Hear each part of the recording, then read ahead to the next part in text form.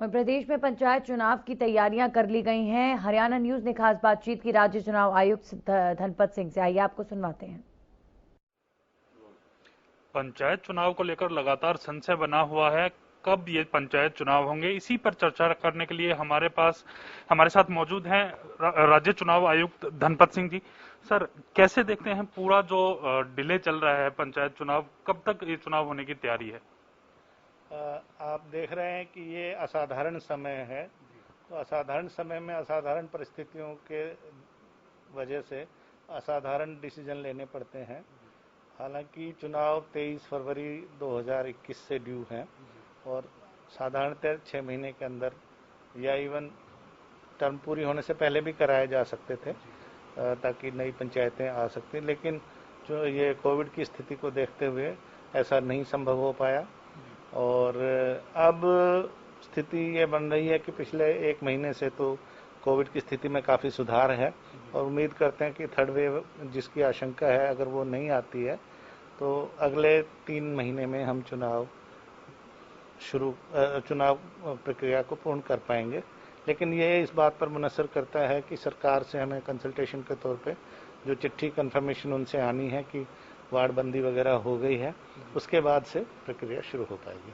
तो सर, चिट्ठी आने के बाद, जो सरकार से चिट्ठी आती है, उसके बाद कितना समय लगेगा आयोग को पूरी तो जो तैयारियां हैं वो पूरी करने में?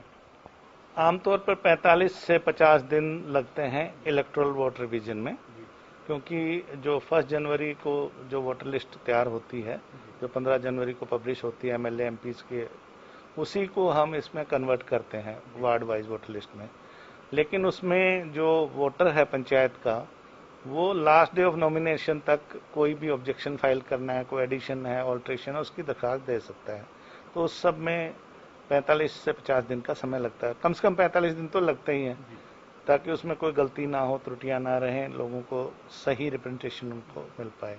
उसके बाद 25 दिन का जो है वो चुनाव प्रक्रिया है, नॉमिनेशन फाइल करने की, विड्रॉल की, उसके बाद फिर पब्लिशिंग ऑफ फाइनल कैंडिडेट्स और फिर एक्चुअल जो वोटिंग का दिन है और काउंटिंग वगैरह का।